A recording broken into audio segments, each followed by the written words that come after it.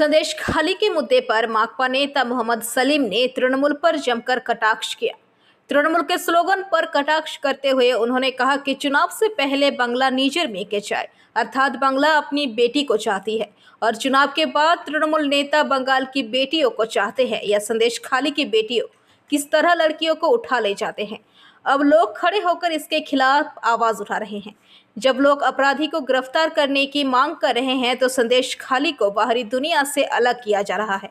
আরো বেশ কয়েকটি জায়গায় দক্ষিণ চব্বিশ পরগনা, উত্তর চব্বিশ পরগনার দ্বীপাঞ্চলে দুর্গম এলাকায় গত কয়েক বছর যাবৎ তৃণমূল নেতৃত্বে বিরোধী শূন্য করার রাজনীতি, পঞ্চায়েতকে বিরোধী শূন্য করা, সমস্ত রকমের প্রতিষ্ঠানকে দখল করা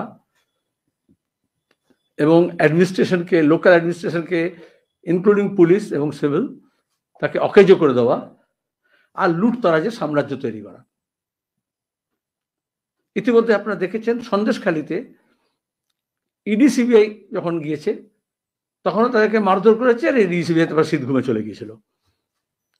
আমরা বারবার বলেছি এই লুটতন্ত্রকে বন্ধ করতে, এই সমাজ বিরোধীদের বিতাড়িত করতে, রাজ্যকে দুষ্কৃতি মুক্ত করতে, দুর্নীতি মুক্ত করতে রাজ্যের মানুষকে ঐক্যবদ্ধভাবে করতে হবে।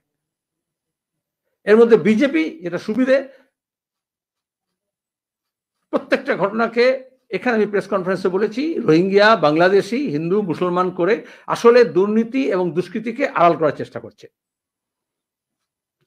কিন্তু মানুষ, বৃহত্তর মহিলারা তাদের কুর্নিশ জানাই, তারা সংগ্রামে অবতীর্ণ হয়েছেন তাদের ভাষাতেই দুর্নীতি এবং দুষ্কৃতির বিরুদ্ধে। পুলিশকে বাধ্য করছিলেন যে অপরাধীদের ধরতে হবে।